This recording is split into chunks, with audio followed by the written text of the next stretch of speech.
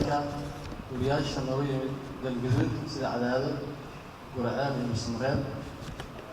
gudoomiyaha xilka sii banaanay Limaac Xaaji musharaxiinta xubnaha ururka guddiga doorashooyinka marti sharafta madaxda jaamacadaha iyo haweenka iyo ururada kala duwan oo halkan iyaguna ku sugan waxaan ku salaaminaa salaanta islaamka assalaamu calaykum waraxmatullaahi wabarakaatuh marka xigta waqti badan ma harin waxaan rabnaa doorashada inaan guda galno maadaama waqti badan naga dhumay waxaan idinkaga mahad celinaynaa sida qiimaha leh oo noo soo sharafteen oo halkan noogu timaadeen idinkoo danaynaya amaba jecel inaad indhihiina ku aragtaan habka ay u socoto doorashadu iyo marxaladaha ururku soo maray sida ogtihiin ururkan 2016 ayaa la aasaasay xaalado kala duwan oo soo maray marka xigta maanta waxaa dhacaysa doorasho saddexaad ee xigta inkastoo ay jireen ururo hore oo waqtiyo kala duwan la aasaasay oo ururka Soomaaliyeed gobolka Mudug laakiin muddooyinkan dambe waxaa si toos ah gudoomiyaasha kala duwan ay soo maray u wadeen shaqooyin kala duwan maantana waxaan jecelnahay inaan halkaa ka sii anbaqaadno hawlihii kala duwanaa oo sii waday waxaa u tartamaya 4 musharax oo u taagan hoggaanka gudoomiyaha ururka Soomaaliyeed gobolka Mudug iyo 1 musharax u taagan gudoomiyaha hoggaanka ururka Soomaaliyeed gobolka Mudug inta aanan guda gelin habka doorashadu dhacayso iyo marxaladaha kala duwan ay marayso muddada ay socoto waxaan rabaa inaan ka codsado xubnaha ururka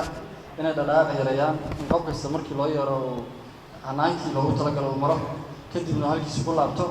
musharaxiintana inaanay jirin waxa weeye olole kale qof kasta kursigiisa inuu joogo inaan wax dhaqaaq la sameyn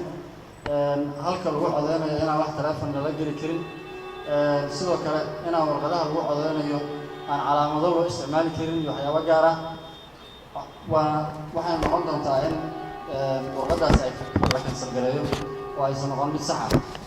sida darteed waxaan rabnaa inaan muddada aan hawsha wadno in qof kasta noo dulqaato waqtiga yarka oo kooban haysano doorashadu waxay mari doontaa 3 marxaladood ama 3 wareeg wareegga hore waxaa u gudbi doona 3 musharax ee ugu codka badan wareegga xiga waxaa kasii gudbi doona 2 musharax ee ugu codka badan kuwaas oo iyaguna haldheeri ku kala adkaan doona amaba cod dheeri markaas lagu kala saari doono sidoo kale wareegga koowaad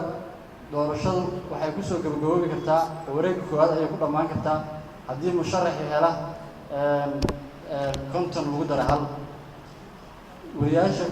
maanta halkan jooga guud ahaan waxaa diiwaan gashan 48 xubnood inkastoo ay jiraan xubno xanuunsan qaarkood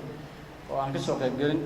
markaan xaadirno kadib ayaan miiska rasmiga iyo dadka tooska ah codayn doonaan sheegi doonaa wariyihii waxaan samayn doonaa 48daas waxaan qiyaasayaa in xubin ka mid ah ama 2 xubnood ay maqan yihiin wareegga hore waxaa ku guuleysan doona oo si rasmi noqon doona hoggaanka ururka musharax hela in ka badan 25 cod wareegga hore ay kusoo gabagaboobi doontaa doorashadu sida inay musharaxiintu ay la socdaan musharaxii hela 25 cod wareegga hore waa ay dhammaanaysaa doorashadu isaga ayaana aqlabiyadda codka ku qaaday ma jiro wareeg labaad iyo mid saddexaad iyo wax kale loo gudbay haddiise ay dhici weydo in musharax helo intaas mid lamid ah waxaa loo gudbi doonaa 3 wareeg saddex musharax ugu codka badan baa gudbi doona wareegga labaad midka ugu dambeeya 2 musharax oo soo gudbi doona ayagana waxa lagu kala saaraya cod dheeri sida inay musharaxiintu la socdaan waxaan rabaa inaan u mahad celiyo muddadii hawshaan aan wadnay madaxdii mas'uuliyiintii shirkadihii dad kala duwanaa nala shaqeeyay oo nagala qayb qaatay in doorashadan ay qabsoonto oo ugu horeeyo gudoomiyaha gobolka Mudug mudane Cabdirashiid Xaashi Cartan duqa degmada Gaalkacyo mudane Xisi Yuusuf Barre maamulka shirkadda daawacadda Sanjeed sidoo kale shirkadaha diyaaradaha Mandeeq Air iyo Som Express waa Som Air waxaan kaloo rabaa inaan mahad celiyo maamulka jaamacadda Motherland oo iyaguna qayb weyn nagala qayb qaatay aad iyo aad baan rabnaa inaan iyagana ugu mahad celino waxaan rabaa sidoo kale ugu mahad celino maamulka shirkadda Durdur maamulka shirkadda Tawakal sidoo kale iyagana waxaan rabnaa inaan u mahad celino gudoomiyaha dhalinyarada gobolka Mudug iyo dadkii kala duwanaa ee iyaguna dhiirigelinta iyo talooyinka la siiyey jaamacadda GU oo iyaguna noogu deeqay agabkan aan doorashada aan ku qabanayno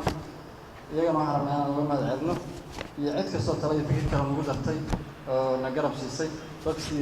nagala shaqeeyay arrimahan dhammaantood waxaan uga mahad celinaynaa sida hagar la'aanta ay nooga shaqeeyaan gabadhow hadda waxaan bilaabaynaa doorashadii mas-uuliyiinta kalena dib bay hambaliyooyinkii uga qayb qaadan doonaa mas-uuliyiintii hore u hadlay markaan waxaan rabaa inaan kusoo dhaweeyo maxamed cabdullaahi sidi si uu halkaa nooga sii wado qaabka doorashada dhacaysa iyo in la xaadiriyo xubnaha ka qaybgelaya doorashada aad u mahadsan tahay maraan waxaa xusuus mudan oo markaasi curdaan u soo muujiyay ku-xigeenka ciidanka booliska korneyl cabdi jaamac xabeeb oo markaasi curdaantay arrimo degdega ku yimid awgeed marka waxaan jecelnahay mas-uulka inaan fasaxno ciidanku way noo joogayaan laakiin isagaa fasaxaynaa marka aad u mahadsan tahay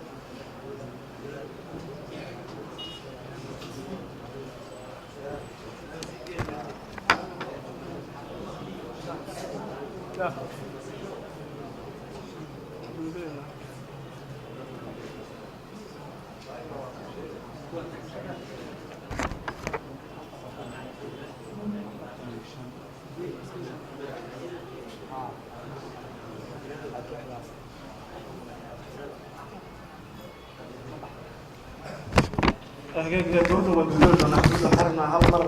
كنا نسحاب النص مثلا